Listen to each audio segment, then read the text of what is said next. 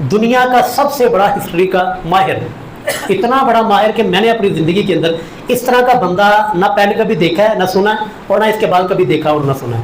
وہ ہے جی Michael Hart, نام سنا ہے جی کسی نے آپ کو اس میں سے؟ مائیکل ہارٹ اتنا بڑا ریسرچر کہ اس نے پوری دنیا کی تاریخ کو سنبھالا، کھنگالا، پوری دنیا کی تاریخ کو پڑھا، پوری دنیا کی تہذیب، ان کے تمدن اور ان کی ثقافت وہ پڑھی، پھر ان کے ہیرو کو پڑھا کہ یہ لوگ کن کو فالو کرتے ہیں اور اس ہیرو کی زندگی کیا ہے۔ اتنے بڑی ریسرچر کے بعد، اتنے سالوں کی محنت کے بعد، وہ انگریز غیر مسلم ہے، مسلمان نہیں ہے، اس کتاب لکھتا ہے جی 100، جس کا اردو ترجمہ بھی مارکیٹ میں آ چکا ہے، 100 عظیم آدمی کے نام سے۔ وہ تذکرہ کرتا ہے جی 100 عظیم آدمی کہ میں نے یہ پوری دنیا کی ہسٹری جو کہ ریٹر میں موجود تھی، جو کہ لکھی گئی تھی، پوری دنیا کی میں نے ہسٹری پڑھی ہے، ہر مذہب کو میں نے پڑھا ہے، تو ان تمام پوری دنیا کی ہسٹری میں سے میں نے 100 ایسے بندے منتخب کیے ہیں کہ جنہوں نے اپنے کردار کے ذریعے دنیا میں انقلاب برپا کیا ہے، اور جن کے فالوور کروڑوں لاکھوں کے اندر موجود ہیں۔ میں نے ان 100 آدمیوں کو جمع کیا، پھر ان 100 ہیرو کو، 100 اس میں جو عظیم انسان ہیں ان میں بھی پھر نمبرنگ کی کہ ان 100 میں سے بھی سب سے اول نمبر پر کون ہوتا ہے۔ تو جانتے ہیں اس غیر مسلم نے، جو کہ مسلمان نہیں ہے، اس غیر مسلم نے سب سے پہلا نام کس کا لکھا ہے جی؟ ہمارے محبوب صلی اللہ علیہ وسلم، کہ دنیا کا دی بیسٹ انسان اور دنیا کا سب سے نمبر 1 ہیرو وہ محمد رسول اللہ صلی اللہ علیہ وسلم۔ یہ کون کہہ رہا ہے جی؟ کوئی مسلمان نہیں کہہ رہا، یہ غیر مسلم کہہ رہا ہے۔ اچھا، جو اس کے اوپر جو اس نے وجوہات لکھی ہے نا، وہ سونے کے پانی کے ساتھ لکھنے والی ہے، سونے کے پانی کے ساتھ۔ میں کمال ہے یار جس طرح کا اس بندے نے تجزیہ کیا ہے۔ اس نے کہا کہ میں شروع کے اندر، کتاب کے شروع کے اندر یہ لکھتا ہے کہ میں سب سے پہلے اس مسلمانوں کے نبی محمد رسول اللہ کو لکھ رہا ہوں۔ ممکن ہے کہ باقی لوگ اعتراض کریں گے یہ جو مسلمانوں کا نبی آپ نے ان کو نمبر 1 پہ کیوں رکھا؟ اس نے کہا میں نے دنیا کے سارے ہیرو کو دیکھا ہے، سارے ہیرو کی زندگیوں کو پڑھا ہے، لیکن اس طرح کا انسان مجھے دنیا کے اندر نظر نہیں آیا کہ جس میں ہر میدان کے اندر جس کی رہنمائی موجود ہے۔ مثلا جی نیوٹن کو اس نے دوسرے نمبر پر رکھا ہے۔ نیوٹن ہمیں سائنس کے بارے میں تو بتاتا ہے، یہ پنکھا کیسے چلتا ہے، یہ لائٹ روشنی کیسے دیتی ہے، لیکن اگر نیوٹن سے پوچھا جائے کہ یار میری بیوی ہے، بتاؤ میں نے نیوٹن جی اپنی بیوی کے ساتھ کیسے معاملات کرنا ہے، کیسے زندگی گزارنی، نیوٹن صاحب یہاں پر فیل ہیں۔ نیوٹن کو کہا جائے کہ میرے بچے ہیں، آئنسٹائن کو کہا جائے، ارسطو کو کہا جائے کہ میرے بچے ہیں، بتائیں میں نے اپنے بچوں کی تربیت کیسے کرنی، کیسے ان کے حقوق کیا ہیں میرے اوپر، میں نے ان کی تربیت کیسے کرنی۔ ارسطو، نیوٹن، آئنسٹائن، یہ سارے کے سارے سائنسدان اس معاملے میں آ کر فیل ہیں۔ ان سے پوچھا جائے کہ میں نے تجارت کرنی ہے، اپنے بیوی بچوں کا پیٹ پالنا، میں نے کیسے کرنی ہے، نیوٹن یہاں پر کوئی رہنمائی نہیں کرتا۔ دنیا کے اندر جی، دنیا کے اندر ایک واحد شخصیت ہے جو آپ کو کھانا کھانے کا طریقہ بھی بتاتی ہے، کھانا کیسے کھانا ہے، جو آپ کو یہ بھی بتاتی ہے تجارت کیسے کرنی ہے، جو آپ کو یہ بھی بتاتی ہے، یہ بھی رہنمائی کرتی ہے آپ کے بیوی ہیں تو اپنے بیوی کے ساتھ کیسے معاملات کرنے ہیں، آپ کے بچے ہیں تو ان بچوں کی تربیت کیسے کرنی ہے۔ یعنی ہر میدان کے اندر، ہر جگہ کے اوپر، ہر قدم کے اوپر آپ کو رسول اللہ صلی اللہ علیہ وسلم کی رہنمائی نظر آئے گی۔ کہتا ہے اس وجہ سے میں نے دیکھا کہ باقی سارے کے سارے جو ہیرو نا وہ کسی ایک میدان کے اندر، کسی ایک لائن کے اندر تو کامیاب ہے، باقی لائنوں کے اندر فیل ہے، لیکن یہ ایک ایسا ہیرو ہے جو کہ مسلمانوں کا نبی ہے، جو کہ ہر لائن کے اندر اور ہر کیٹیگری کے اندر نمبر 1 پہ آتا ہے۔ ایسے اصول دیے اور ایسی زندگی گزارنے کے طریقے بتائے جو کہ اور کوئی بندہ بتا ہی نہیں سکتا۔ کہتا ہے اس وجہ سے میں نے ان محمد رسول اللہ کو پہلے نمبر پر رکھا ہے۔ دوسری جو اس نے وجہ بیان کی وہ بھی جو کمال کی ہے، کہتا ہے دوسری وجہ یہ ہے باقی جتنے بھی ہیرو تھے نا ان کو اسباب ملے، ان کو ماحول ملا تھا، اس ماحول کی وہ آؤٹ پٹ تھے، اس ماحول کو انہوں نے دیکھا، اس ماحول کے اندر رہ کر پھر وہ اوپر گئے۔ چنگیز خان اس کے پہلے لڑاکو تھے، لیکن یہ ایسا ہیرو ہے جس کو ماحول ہی نہیں ملا تھا۔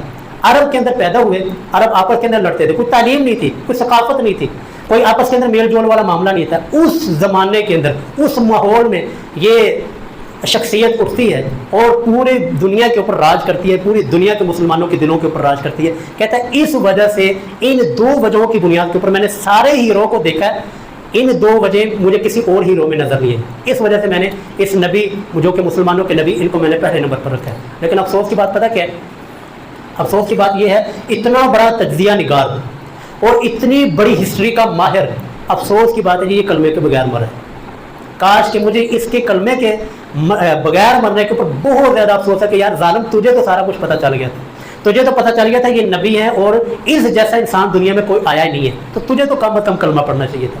تو بہرحال جی جو چیز کسی کی اچھی تھی وہ میں نے آپ کے سامنے رکھ دی کہ ایک غیر مسلم ہمارے نبی کی سیرت پڑھ کے یہ نتیجہ نکال رہا ہے، تو کیا ہمیں مجھے اور آپ کو نہیں چاہیے کہ یار ہم اپنے نبی کے بارے میں سیرت سیکھیں، ہم اپنے نبی کے بارے میں یہ سیکھیں کہ کیسے ہمارے محبوب نے انقلاب برپا کیا اور کیسے زندگی گزاری اور کیسے لوگوں کے دلوں کے اوپر راج کیا، کہ آج بھی 2 ارب لوگوں کے دلوں کے اوپر حکومت ہے تو ہمارے محبوب صلی اللہ علیہ وسلم کی ہے۔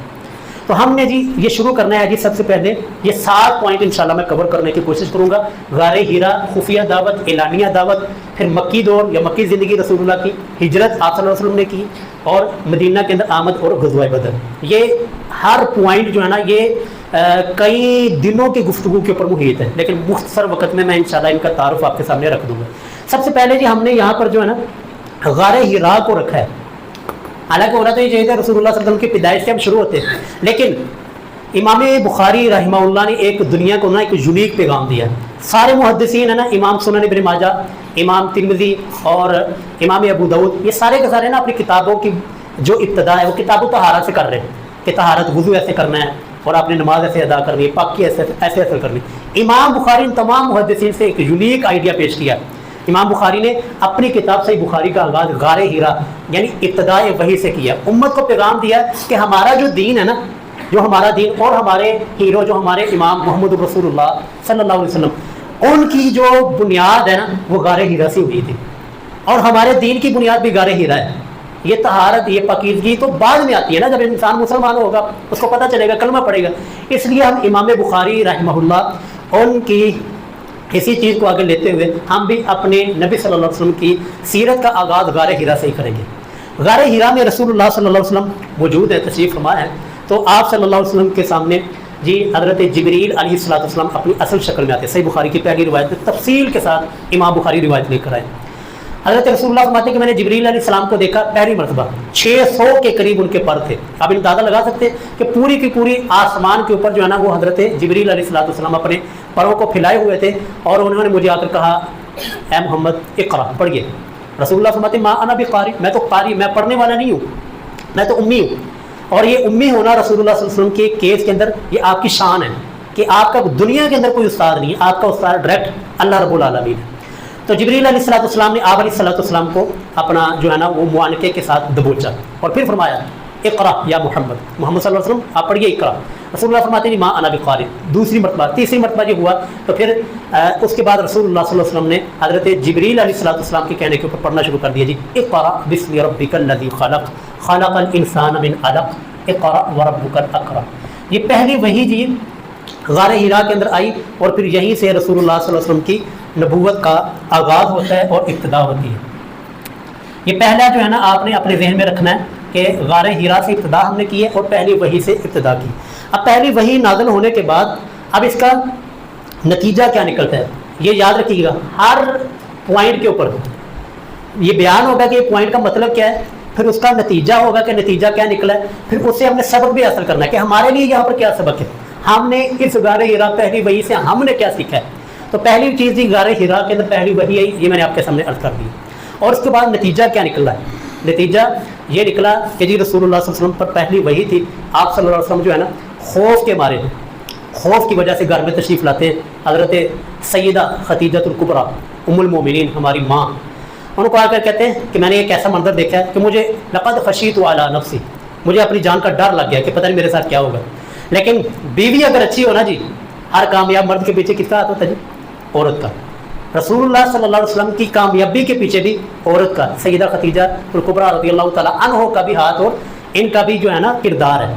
باقی تو اللہ تعالیٰ جو سارے اسباب پیدا کرنے والے ہیں نا، لیکن سیدہ خدیجہ فرماتی ہیں یا رسول اللہ کلا واللہ لا یخزیک اللہ ابدا، اللہ آپ کو کبھی رسوا نہیں کرے گا، اللہ آپ کو کبھی بھی یار و مددگار نہیں چھوڑے گا۔ کیوں؟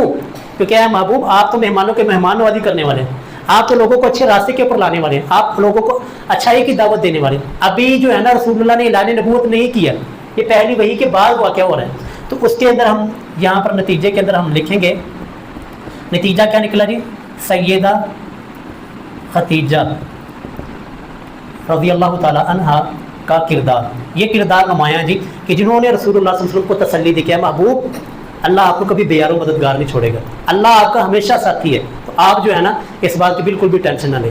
پھر اس کے بعد سیدہ خدیجہ الکبریٰ، یہ والا फिर उसके बाद सईदा खतीजतुल कुबरा रज़ी अल्लाह ताला अन्हा अपना चचा ज़ाद जो उनका भाई था ना वर्क़ा बिन नौफल, ये उस वक़्त इंजील तौरात का माहिर बंदा था। यहाँ पर लिखते हैं खदीजा रज़ी, और दूसरे नंबर पर वर्क़ा बिन नौफल, इनके पास लेकर जाती हैं जी वर्क़ा बिन नौफल, क्योंकि उसके माहिर थे। जब उन्होंने इस वर्क़ा बिन नौफल ने रसूलुल्लाह सल्लल्लाहु अलैहि वसल्लम की बात सुनी कि मैंने एक फ़रिश्ते को देखा है और उसने मुझे ये पैगाम दिया, इक़रा बिस्मि रब्बिकल्लज़ी खलक़ खलक़ल इंसान मिन अलक़। अब वो उस वर्क़ा ने उस वक़्त अभी रसूलुल्लाह ने ऐलान नबूवत एलानिया नहीं फरमाया, उस वक़्त एक ना प्रेडिक्शन की और पेशीन गोई की, क्या महबूब काश कि मैं उस वक़्त ज़िंदा हूँ कि जब मक्का वाले आपको यहाँ मक्का से निकाल देंगे। आप सोच सकते हैं कि जिस वक़्त वर्क़ा बिन नौफल ने ये बात की थी उस वक़्त रसूलुल्लाह की कैफियत क्या होगी। हालांकि उस दौर में तो रसूलुल्लाह को सादिक़ और अमीन कहा जाता था, आपके फैसलों का एहतराम किया जाता था, आपके फैसलों को हरफ़े आखिर माना जाता था। उस दौर में रसूलुल्लाह को कहा जाए कि एक वक़्त आएगा यही सादिक़ और अमीन कहने वाले आपके दीवाने या आपको मक्का से निकलने के ऊपर मजबूर कर देंगे। बाल जी बात जो है ना उन्होंने बता दी, लेकिन जो है इनकी ज़िंदगी ने इनको साथ वफा नहीं की। चंद ही दिनों बाद जो है ना पहली वही के उतरने के बाद ही ये वर्क़ा बिन नौफल जो है ये दुनिया से चले जाते हैं। और रसूलुल्लाह सल्लल्लाहु अलैहि वसल्लम जो है ना इस पहली वही को ही लेकर अभी दूसरी वही आगाज़ दूसरी वही का नहीं हुआ, यहाँ पर पहली वही के अंदर ही बात चल रही है। ये हो गया जी गारे हिरा का सारा वाक़या उसने दी। ठीक है, अब यहाँ से हमने क्या नतीजा निकाला, हमने क्या सीखा? हमने सीखा है कि हर चीज़ की बुनियाद जो है ना वो इल्म होनी चाहिए। क्योंकि जी यहाँ पर गारे हिरा के अंदर तो यही होना चाहिए था ना, मेरी और आपकी अकल तो यही कहती है कि जिब्रील अलैहिस्सलाम रसूलुल्लाह के पास आते और आकर कहते जी अल्लाह ने आपको नबी बना दिया, अल्लाह ने आपको नबूवत से चुन लिया, लिहाजा आप नबी हैं, जाके लोगों को तालीम दें। यही होना चाहिए था ना जी। लेकिन ये तरीका नहीं इख्तियार किया गया, तरीका ये इख्तियार किया गया कि इल्म का रास्ता अपनाया गया। इक़रा बिस्मि रब्बिकल्लज़ी खलक़, ऐ महबूब उस रब के नाम के साथ पढ़िए जिसने इंसान को पैदा किया है। यानी नबूवत की बुनियाद जो है ना वो इल्म के ऊपर रखी गई है। हमें मुझे और आपको ये सबक है, मेरे और आपके लिए, कि जब भी हमने किसी भी चीज़ की बुनियाद रखनी है, कोई भी काम करने लगना है, तो हमें सबसे पहले अपने सबक इल्म पर बुनियाद, ये है जी। हम इस पूरे गारे हिरा और पहली वही के अंदर हमारे लिए जो सबक निकलते हैं कि जब भी हमने कोई काम करना है, हम किसी जगह के ऊपर जाने लगे, हमें इल्म होना चाहिए मैं क्यों जा रहा हूँ, वहाँ पर जाकर करना क्या है। अब यहाँ पर आए हैं तो एक इल्म आपके जहन के अंदर था ना, यार हम वहाँ पर जाएंगे, सीरत का दरस होगा, हम वहाँ पर सीरतुन नबी सल्लल्लाहु अलैहि वसल्लम जाकर सीखेंगे। इसी तरह दुनिया के अंदर जब भी कोई भी काम आपने करना है, दीनी या दुनियावी, उसका पहले इल्म लाजमी सीखना है। उसका इल्म आपको होना चाहिए कि मैं ये काम करने लगा हूँ, इसके सारे के सारे फ़वाइद और नुकसानात क्या होंगे। तो यहाँ पर जी हमारा पहला पॉइंट अल्हम्दुलिल्लाह मुकम्मल होता है। दूसरे नंबर पर जी खुफिया दावत, जब रसूलुल्लाह को पहली वही आ गई और आपको ये नबूवत से सरफराज कर दिया गया, फिर उसके बाद रसूलुल्लाह सल्लल्लाहु अलैहि वसल्लम ने खुफिया दावत जो है वो देनी शुरू की। खुफिया दावत के व अनज़िर अशीरतकल अक़रबीन,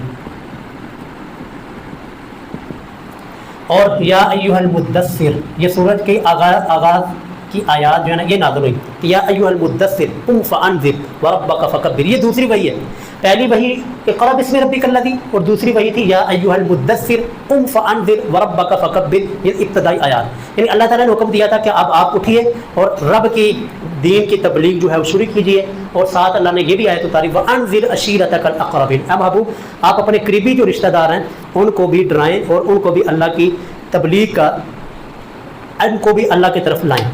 अच्छा जी, अब रसूलुल्लाह सल्लल्लाहु अलैहि वसल्लम ने खुफिया दावत का आगाज़ किया। खुफिया दावत से आपके जो करीबी लोग थे, हज़रत अबू बकर सिद्दीक़, सैयदना अली, सैयदा खतीजा और बाकी जो करीब आपके लोग थे, वो है वो आप सल्लल्लाहु अलैहि वसल्लम की दावत से, खुफिया दावत से वो मुसलमान हो जाते हैं, यानी करीबी लोग।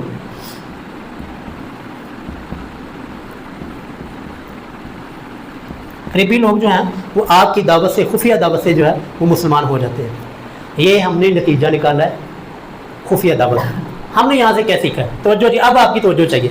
हमने यहाँ से सीखा है इस खुफिया दावत से कि जब आपको दावत तौहीद पता चली है ना, ये चीज़ जो है ना मैंने यहाँ पर आकर ना नोट की, यहाँ के लोगों के अंदर मैंने देखा कि जिस को दावत तौहीद पता चली ना, जो बंदा तौहीद की तरफ आया, शिरक से और दरबार मज़ार इस सिस्टम से दूर आया, उसने क्या किया, उसने अपने घर की कुंडी लगा ली कि जी मेरी सारे रिश्तेदार नाल बाईकाट है, मैं किसी को नहीं मिल सा, सारे मुशरक, सारे फलाने फलाने टमकाने, मैं अब ठीक हो गया हूँ, मैंने किसी के साथ बात नहीं करनी ना। یہ خفیہ دعوت اور رسول اللہ صلی اللہ علیہ وسلم کی سیرت ہمیں مجھے اور آپ کو یہ تعلیم دیتی ہے، مجھے اور آپ کو سکھاتی ہے کہ جو حق بات آپ کو پتہ چلی ہے، حق بات پتہ چلنے کے ساتھ اللہ نے آپ کے اوپر ذمہ داری بھی ڈالی ہے، اب اس حق بات یہ آپ کے پاس امانت ہے، اس امانت کو لوگوں تک پہنچائے۔ رسول اللہ صلی اللہ علیہ وسلم نے اپنی جو ہے نا 40 سال کی، آگے انشاءاللہ پوائنٹ آ بھی رہا ہے یہ اعلانیہ دعوت کے اندر، 40 سال کی جو ہے نا آپ نے اپنا کردار لوگوں کے سامنے پیش کیا ہے، ٹھیک ہے، اور لوگوں نے آگے سے جو ہے نا طرح طرح کی باتیں بھی کی۔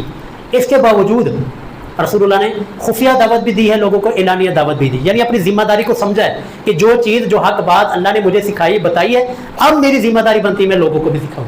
ہم نے یہاں پر جو ہے نا الٹ کیا، ہمیں جب توحید کی دعوت کا پتہ چلا ہم نے اپنے گھروں کی کنڈیاں لگا لی، ہم نے اپنے رشتہ داروں سے بائیکاٹ کر لیا، اپنے دوستوں سے ملنا چھوڑ دیا، ان کے ساتھ میل جول چھوڑ دیا۔ کیوں؟ کیونکہ یہ فلانی نے اور ہم جو ہے اہل توحید ہو گئے۔ نہ سر، یہ خفیہ دعوت اور یہ دوسرا پوائنٹ ہمیں بتاتا ہے کہ ذمہ داری جو آپ کو پڑی ہے اس کی احسن طریقہ سے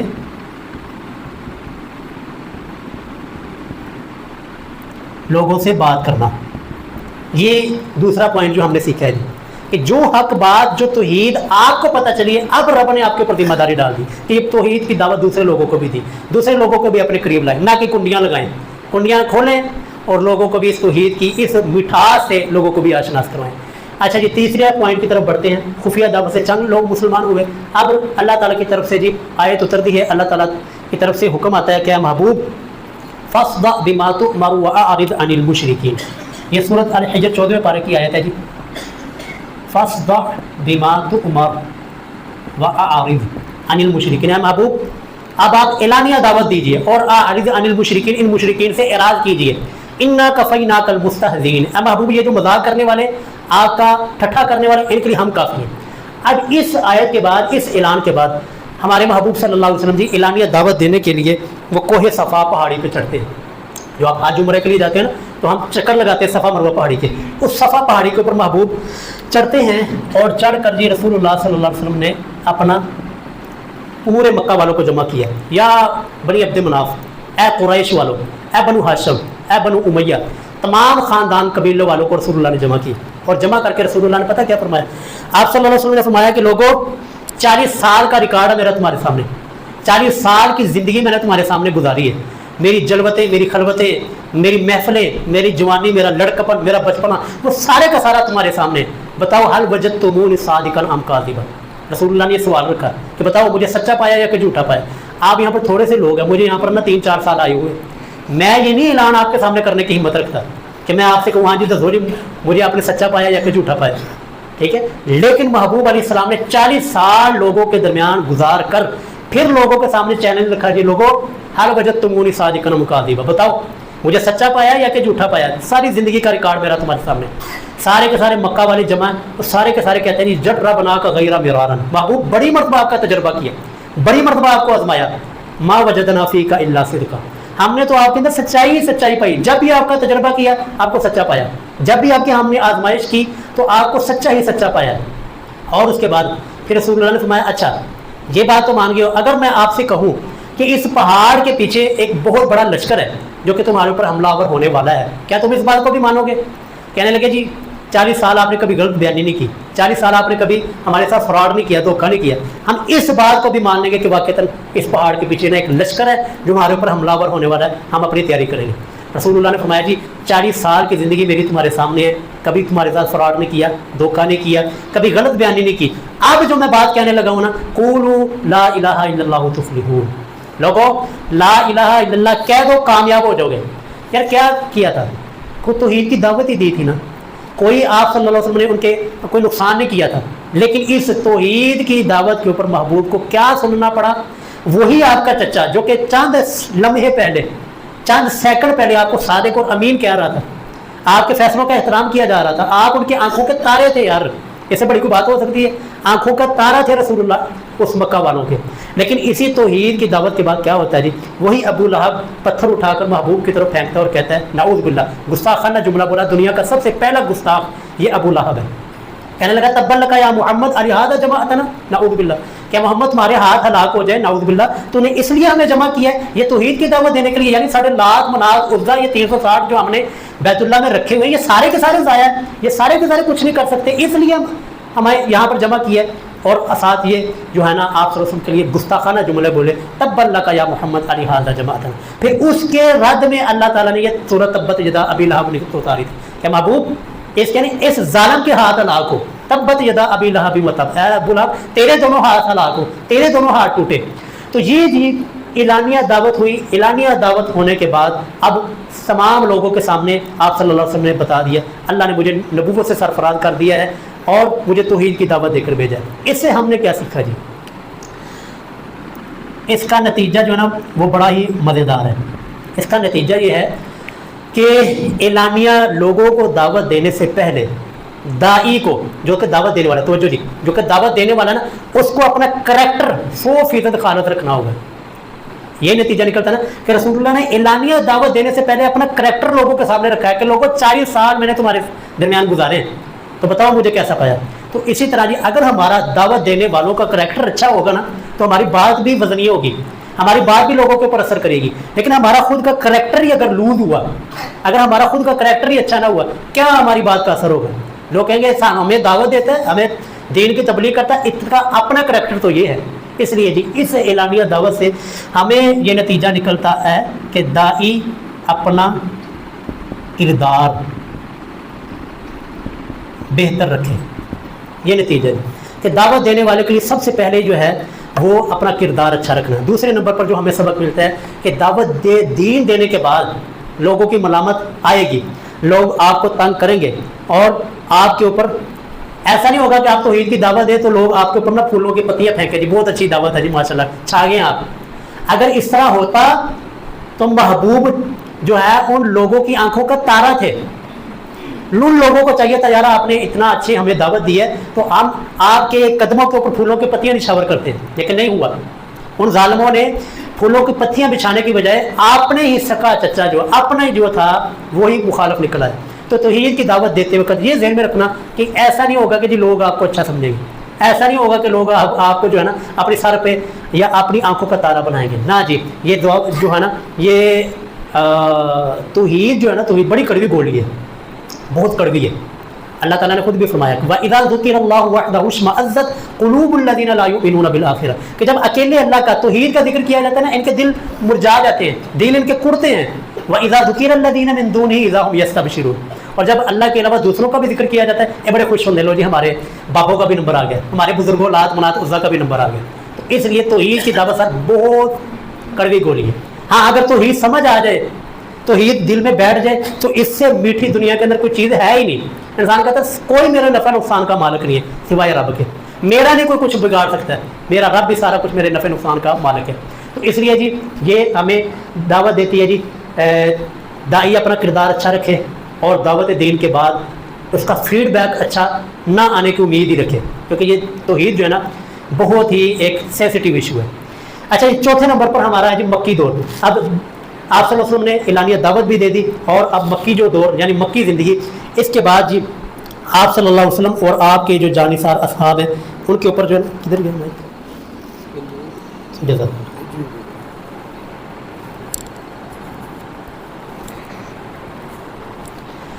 हाँ जी, उसके बाद जो है ना मक्की दौर आजमाइशें शुरू हो जाती है,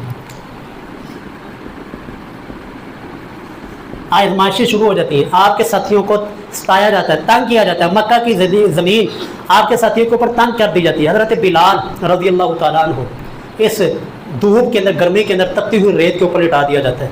हज़रत अम्मार बिन यासिर रज़ी अल्लाह तआला अन्हु के वालिदैन हज़रत यासिर और हज़रत सैयदा सुमैया रज़वानुल्लाहि अलैहिम अजमाइन, उनको इंतहाई बेदर्दी के साथ शहीद कर दिया जाता है। आप सोच सकते हैं जी इस दुख और दर्द का सिर्फ क्या है कि मैं बयान कर रहा हूँ, आप सुन रहे हैं, हमारे लिए सिर्फ एक खबर है कि जी अच्छा ये हुआ था। लेकिन जिसके सामने ये हुआ था उसके दुख का आप अंदाज़ा लगा सकते हैं कि जिसके सामने एक ही दिन में, एक ही लम्हे में माँ को भी शहीद कर दिया गया, बाप को भी शहीद कर दिया गया, और शहीद भी कर दिया जाता, चलो सब्र आ जाता, लेकिन इंतहाई बेदर्दी के साथ कि 2 ऊँटों को बांधा जाता है, उनके मुखालिफ सिमत में चला दिया जाता है, 2 टुकड़े हो जाते हैं। मैं कहता हूँ जी अम्मार बिन यासिर रज़ी अल्लाह तआला अन्हु ने कब्र तक यार किस तरह इस दुख को फील किया होगा। قبر تک جو ہے نا ان کا یہ دکھ کبھی ضائع نہیں ہو، کبھی ان کو یہ دکھ جو ہے نا ان سے کبھی ختم نہیں ہوا ہوگا، کیسے انہوں نے جو ہے نا اس منظر کو اپنی آنکھوں سے دیکھا ہوگا۔ لیکن ابو جہل تو مارا گیا، ابو جہل تو بدر کے اندر مر گیا، لیکن عمار بن یاسر رضی اللہ تعالیٰ عنہ کا یہ دکھ کبھی نہیں ختم ہوگا، لیکن قیامت آنے والی۔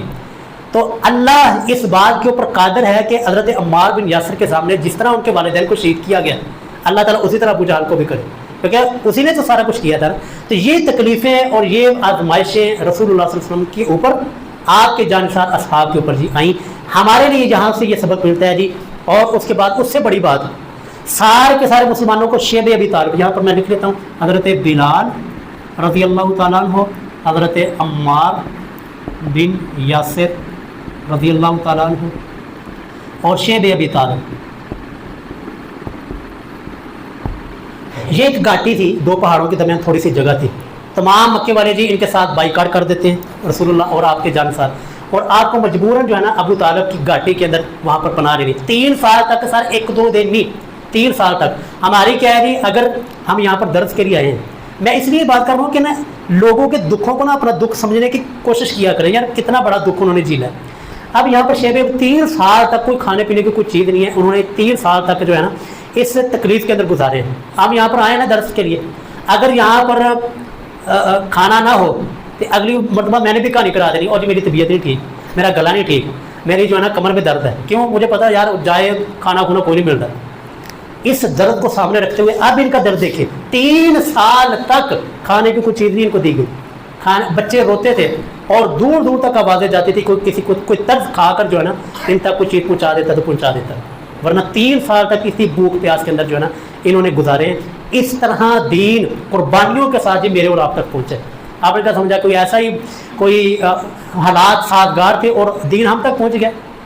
نہ سر، یہ تو میں نے صرف آپ کو تھوڑا سا تعارف کروایا ہے تاکہ ہمارے اس ٹائم کے اندر ہم اپنی 3 چیزوں کو کور کر لیں، ورنہ ایک پوری داستان ہے نا جی، ایک پوری کی پوری داستان ہے لمبی کہ رسول اللہ کو مکی زندگی کے اندر کس طرح ستایا گیا، آپ کے جانثار اصحاب کو کس طرح تنگ کیا گیا اور کتنا آپ کو پریشان کیا گیا، جس سے تنگ ہو کر پریشان ہو کر آپ جو ہے اور آپ کے ساتھی وہ ہجرت کے اوپر مجبور ہو جاتے ہیں۔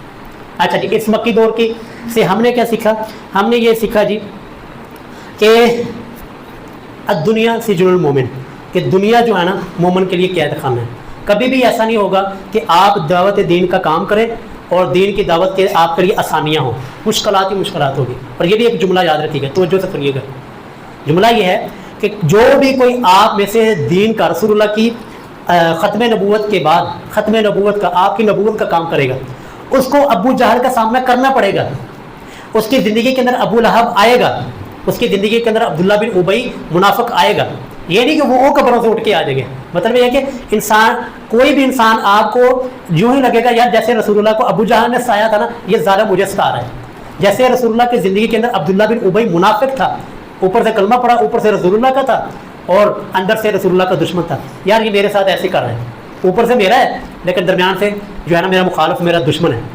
اسی طرح جی یہ ذہن میں رکھیے گا، اگر آپ رسول اللہ کی دین کی خدمت کا کام کرتے ہیں، ذہن میں رکھ لیں آپ کو، آپ کی زندگی میں ابو جہل آئے گا، آپ کی زندگی میں ابو لہب، آپ کا اپنے عزیز رشتہ دار آپ کے مخالف ہوگا، آپ کے عزیز رشتہ دار یا آپ کو جو ہے نا مخالف آپ کی دعوت کے سامنے کھڑے ہو جائیں گے، جس طرح کے رسول اللہ کی دعوت کے سامنے ابو لہب کھڑا ہو گیا تھا۔ تو اس لیے جو ہے نا اس چیز سے ہم نے یہ سیکھا کہ جو ہے تکالیف، پریشانیاں دعوت دین کا حصہ ہیں،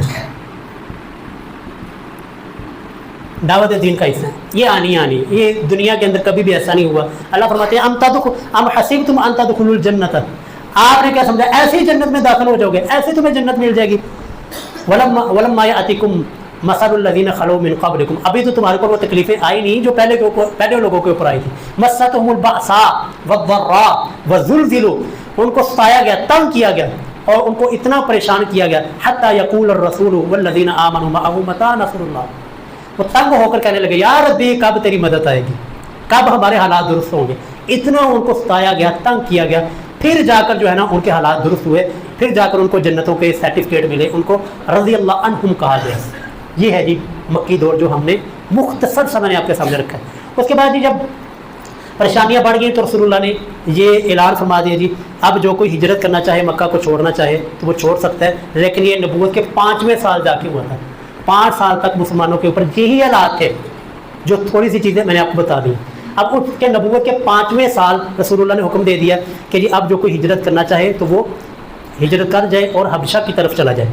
ये मुसलमानों की पहली हिजरत थी जो मुसलमानों ने हबशा की तरफ की थी, क्योंकि हबशा का सुना था कि ये वहाँ का बादशाह बड़ा ही एक अच्छी तबीयत का मालिक है और इंसाफ पसंद है। इसी वजह से रसूलुल्लाह ने हुक्म दिया कि हबशा की तरफ जो है ना वो हिजरत कर जाए। तो पहली हिजरत, 2 हिजरतें हुई हैं हबशा की जानब। पहली हिजरत में जी 11 मर्द थे और 4 औरतें थी, टोटल जी कितने 15 अफराद ने जी पहली हबशा की तरफ हिजरत की है। और दूसरी हिजरत जो हुई है वो थी 83 मर्द थे और 18 औरतें थी। 83 और 18 ये 101, करीबन 100 के करीब लोग वहाँ पर जाकर आबाद होते हैं हबशा के अंदर। अच्छा, वहाँ पर जब गए ना तो इन मुशरिकीनों को कहाँ इनको हज़म होता था कि वहाँ पर जाकर मुसलमान आराम से रहे। तो इन्होंने वफद भेजा 2 बंदों की मैयत में, हज़रत अमर बिन आस रज़ियल्लाहु ताला अन्हु अभी मुसलमान नहीं हुए थे उस वक्त, और हज़रत अब्दुल्ला बिन अबी रुबैया। इन 2 बंदों को वफद की शक्ल में उनके पास भेजा। और अमर बिन आस इतने वो समझदार, इतने ज़ीरक बंदे थे ना, आपकी सोच है। अच्छा, ये माइंड ना करना, आप में से किस ने वो उमर अय्यार वाली कहानियाँ पढ़ी? उमर अय्यार और ज़ंबील, उमर अय्यार और ख़जाना, किस ने कहानी पढ़ी? कोई छोटे होते हम ना वो कहानियाँ पढ़ा करते थे, वो मिलती थी इतनी छोटी छोटी थी। उमर अय्यार किसी ने नहीं पढ़ी जी? पढ़ी है। ये उमर अय्यार इन ज़ालिमों ने पता किसको बनाया है? ये इन्हीं हज़रत अमर बिन आस रज़ियल्लाहु ताला अन्हु को नाम बिगाड़ करना, क्योंकि अमर जो है ना ये ऐसे होता है। अमर, जब उमर के सामने वाव आ जाए ना, वाव लिखी होती है, उसको अमर पढ़ा जाता है, लेकिन इन्होंने ना उमरू पढ़ा। और उमरू किनको बनाया? उन्हीं हज़रत अमर बिन आस रज़ियल्लाहु ताला अन्हु को। यानी इतने को अरब के अंदर जो है ना इनका एक मुकाम था एक मामलात को डील करने का। अच्छा, कि अबू जहल ने भी यही मशवरा दिया था, यार अगर वहाँ पर बंदों को लाना ना और हबशा के बादशाह के साथ डील करनी, ये इस अमर बिन आस को भेजो, क्योंकि ये डील करने का माहिर तरीन बंदा है। तो ये अमर बिन आस रज़ियल्लाहु ताला अन्हु को भेजते हैं साथ। वहाँ पर जी इनका सामना होता है हज़रत जाफ़र तैयार, जाफ़र बिन अबी तालिब, जो कि हज़रत सैयदना अली के बड़े भाई थे। बहरहाल उनके साथ मुकालमा हुआ। हज़रत जाफ़र रज़ियल्लाहु ताला अन्हु इनके जो बातें थी, सारी ये इल्ज़ामात थे, वो जवाब दिए।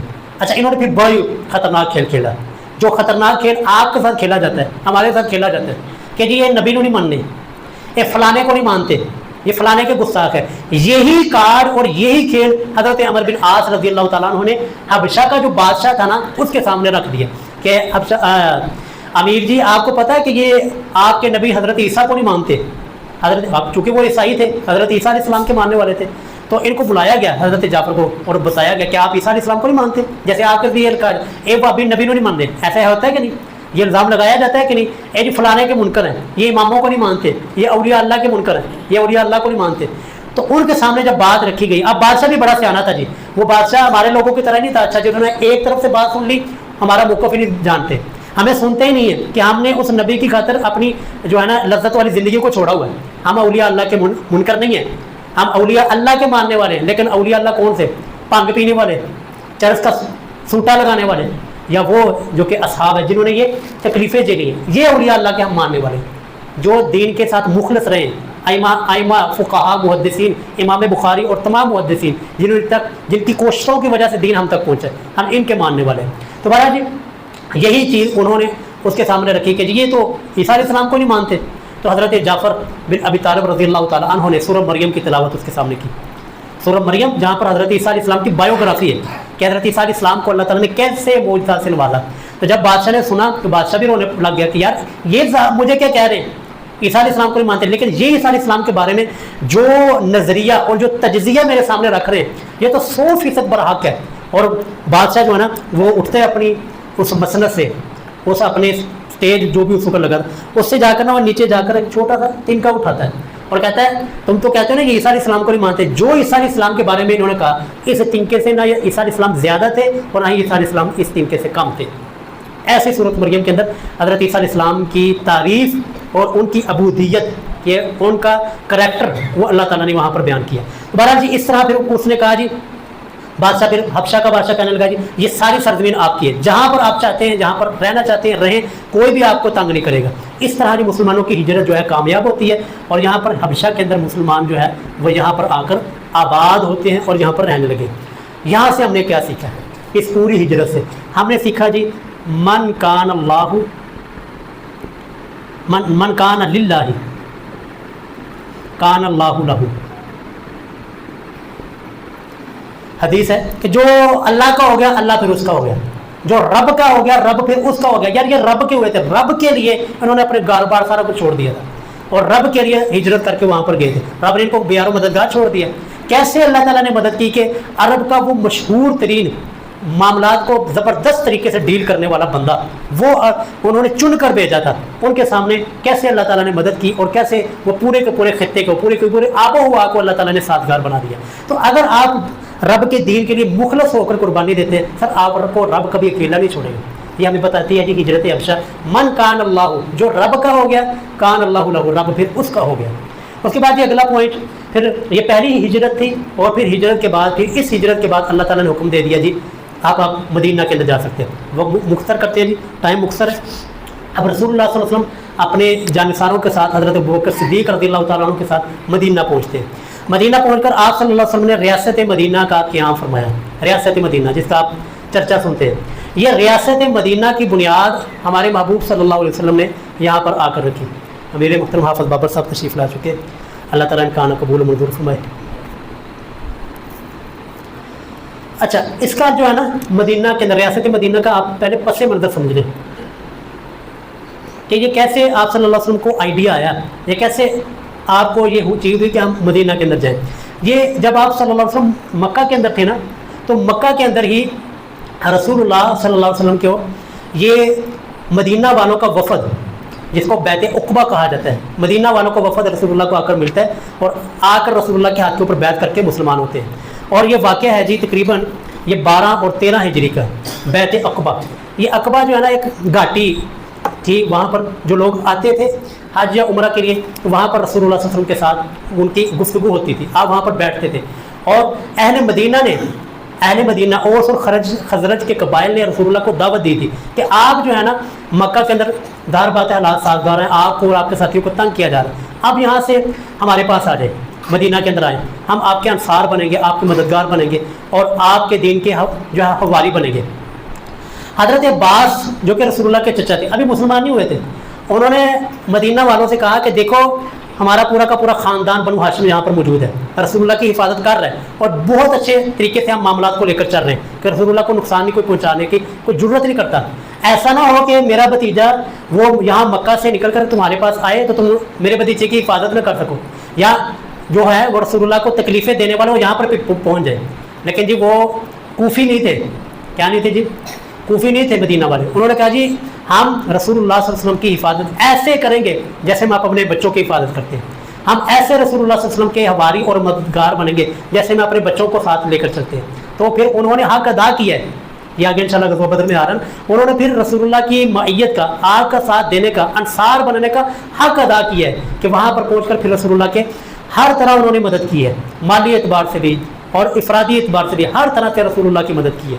और फिर यहाँ पर आकर रसूलुल्लाह ने सबसे पहले जी मस्जिद की बुनियाद रखी, मस्जिद कुबा, मस्जिद नबवी की आप सल्लल्लाहु अलैहि वसल्लम ने यहाँ पर रियासत मदीना के अंदर आकर आपने आबाद रखी। और उसके बाद जो दूसरा काम किया महबूब ने वो है जी मुआफ़ात मदीना। मुआफ़ात मदीना यानी आपने एक मुहाजिर और अंसार को भाई भाई बना दिया और जो उनके दरमियान जो फासले थे, इख्तलाफात थे, सैकड़ों सदियों से लोग लड़ते आ रहे थे, उनके इख्तलाफात को ख़त्म करके उनके दरमियान भाईचारा कायम किया। ठीक है। और तीसरे नंबर पर जो मेन महबूब अलैहिस्सलाम ने काम किया वो वहाँ के जो कबाइल थे यहूद, उनसे आप सल्लल्लाहु अलैहि वसल्लम ने मुआहदे किए। अच्छा, इन तीनों की हिकमतें आप समझ लें और फिर हमें यह भी पता चल जाएगा कि हमने इस से हमने क्या सबक सीखा। हमने ये सीखा है कि जहाँ पर भी हमारी कुव्वत बन जाए या हम किसी जगह पर भी जाएं, सबसे पहले जो हमने वहाँ पर काम करना है अपनी इबादत के लिए और लोगों की इज्तिमाइयत के लिए हमने वहाँ पर मस्जिद कायम करनी है, एक मरकज़ कायम करना है जहाँ पर हम अल्लाह की इबादत कर सकें और लोगों के साथ मेल जोल हो सके। और दूसरे नंबर पर मुआफ़ात मदीना, आप सल्लल्लाहु अलैहि वसल्लम ने ये हमें करके बता दिया, हमारे और मेरे और आपके लिए ये सबक है कि जहाँ पर भी जाएँ वहाँ पर लोगों के साथ इत्तिफाक और इत्तेहाद कायम करें, क्योंकि बिखरे हुए लोग वो कभी भी इनकलाब नहीं ला सकते। इनकलाब लोग तभी लाएंगे, इनकलाब का रास्ता तभी इख्तियार करेंगे जब हमारे अंदर सलूक, इत्तिफाक और इत्तेहाद होगा। यही चीज़ महबूब अलैहिस्सलाम ने यहाँ पर रियासत मदीना के अंदर पहुँच कर की। کہ لوگوں کے درمیان اتفاق کروایا، اتحاد کروایا، اور آپس کے جو معاملات تھے اور آپس کی جو آباء و اجداد سے چلتی ہوئی لڑائیاں تھیں ان کو ختم کیا اور آپس کے اندر سلوک اور اتفاق کیا۔ اللہ تعالیٰ نے بھی اس کو فرمایا وَكُنْتُمْ عَلَىٰ شَفَا حُفْرَةٍ مِّنَ النَّارِ فَأَنْقَذَكُم مِّنْهَا، اور تم ایک دوسرے کے ساتھ دشمن تھے تو اس نبی نے آ کر تمہارے درمیان سلوک اور اتفاق پیدا کر دیا، تمہیں بھائی بھائی بنا دیا، تمہارے درمیان بھائی چارہ قائم کیا۔ اور تیسرے نمبر پر یہود کے ساتھ آپ صلی اللہ علیہ وسلم نے معاہدے کیے تاکہ دشمن کام ہو سکے، کیونکہ اگر مکہ والے تو پہلے دشمن ہیں، مشرکین عرب تو پہلے دشمن ہیں، اگر ان کے ساتھ بھی دشمنی کی تو ہمارے دشمنوں کے اندر اضافہ ہوگا۔ تو محبوب نے وہاں پر جا کر سب سے پہلے یہ والے 3 کام کیا ریاست مدینہ بناتے وقت۔ ہمارے لیے بھی یہی سبق ہے کہ ہم جہاں پر بھی جائیں پہلے سب سے پہلے اپنا مرکز کو آباد کریں اور آپس کے جو وہاں پر اپنے ساتھی ہوں ان کے ساتھ سلوک اور اتفاق اور اتحاد کی دولت کو قائم کریں، اور وہاں پر جو ہمارے مخالفین ہوں ان کے ساتھ اچھے طریقے کے ساتھ ڈیل کر کے اپنے دشمنوں کو کم کیا جائے۔ اس کے بعد جی آخری اس چیز کی طرف، آخری پوائنٹ کی طرف ہم بڑھتے ہیں جی، غزوہ بدر۔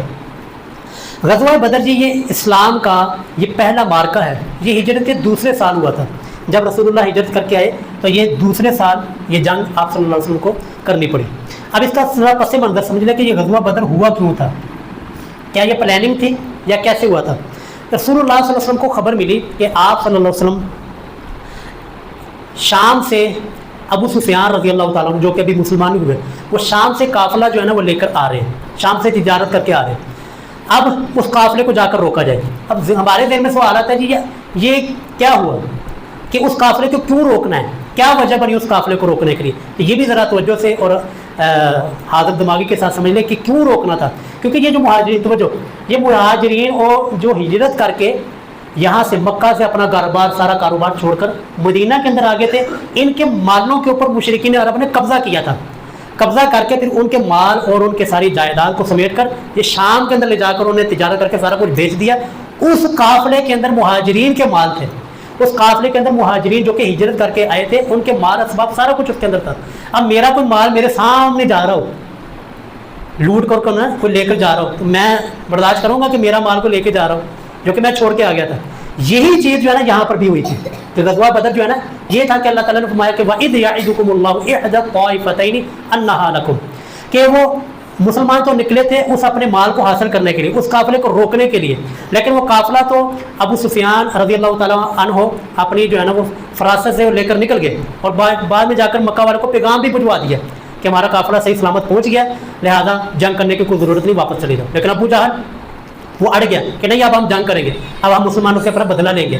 تو اسی صورت میں ابو جہل 1000 کا لشکر لے کر جو ہے نا وہ بدر کے مقام پر، یہ مدینہ اور مکہ کے درمیان جگہ ہے، وہاں پر بدر کے میدان کے اندر ابو جہل اپنا لشکر 1000 کی تعداد میں مکمل تیاری کے ساتھ وہ لے کر نکل آیا۔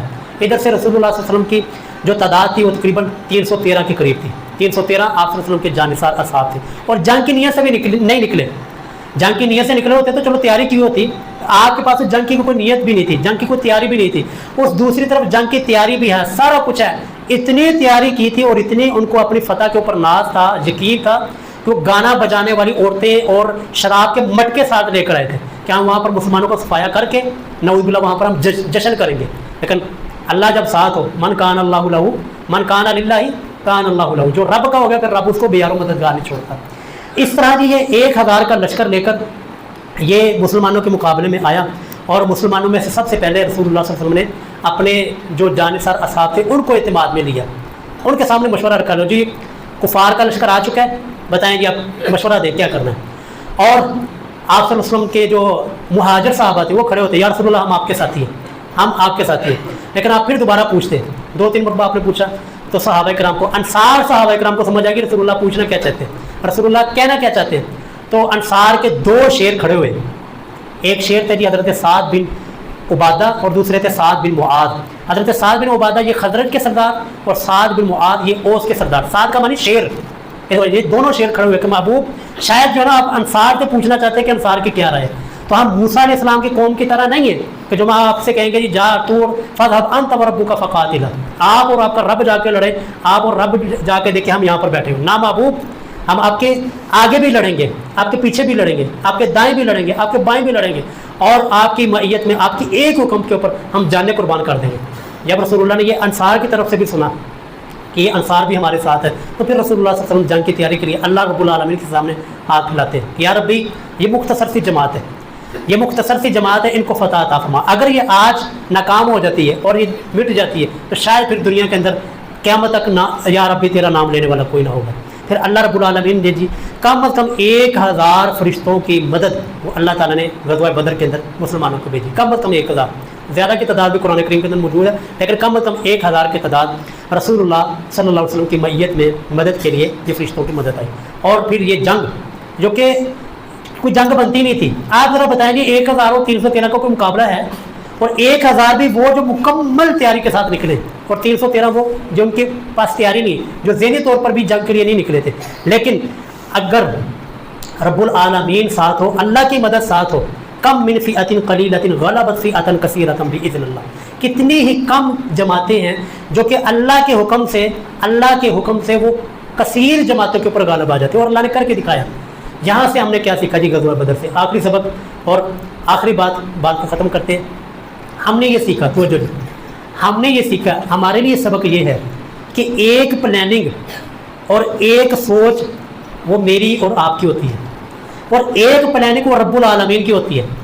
وقت یہ ثابت کرتا ہے، وقت یہ بتاتا ہے کہ میری پلاننگ سے 1000 درجے بہتر میرے رب کی پلاننگ تھی۔ اب دیکھیں یہاں پر غزوہ بدر کے اندر دیکھیے میں نے یہ نتیجہ اور سبق کیوں نکالا کہ مسلمان اللہ فرماتے وَإِذْ يَعِدُكُمُ اللَّهُ إِحْدَى الطَّائِفَتَيْنِ أَنَّهَا لَكُمْ، اللہ نے وعدہ کر لیا کہ یہ 2 گروہ ہیں نا، یا تو وہ قافلہ جو کہ ابو سفیان رضی اللہ تعالیٰ عنہ کو جا رہا ہے وہ والا، یا پھر یہ مشرکین کا 1000 کا لشکر، ان دونوں گروہوں میں سے ایک تمہارا ہے، یعنی ایک تمہیں مل جائے گا، بتاؤ آپ کون سا چاہیے؟ وَتَوَدُّونَ أَنَّ غَيْرَ ذَاتِ الشَّوْكَةِ تَكُونُ لَكُمْ، مسلمانوں کی خواہش یہ تھی کہ ابھی ہم جنگ کے لیے نہیں نکلے، اور یہ جو ابو سفیان کا جو قافلہ ہے، یہ جو ہمارا مال ہے نا یہ ہمیں مل جائے۔ مسلمانوں کی پلاننگ کیا تھی جی؟ وہ جو مال ہے نا، وہ قافلہ وہ ہمارے حصے میں آ جائے، اور یہ جو 1000 کا لشکر ہے، یہ جنگ ہے، یہ تھوڑا مشکل کام ہے، یہ نہ ہو۔ رب نے کیا پلاننگ بنائی جی؟ رب نے پلاننگ بنائی کہ وہ جو لشکر ہے نا اس کی بجائے یہ 1000 کا لشکر جو ہے نا یہ مسلمانوں کو دے دیا جائے، اور پھر اس کا نتیجہ کیا نکلا؟ ایک سوچ میری، ایک پلان میرا اور آپ کا، ایک پلان رب کا۔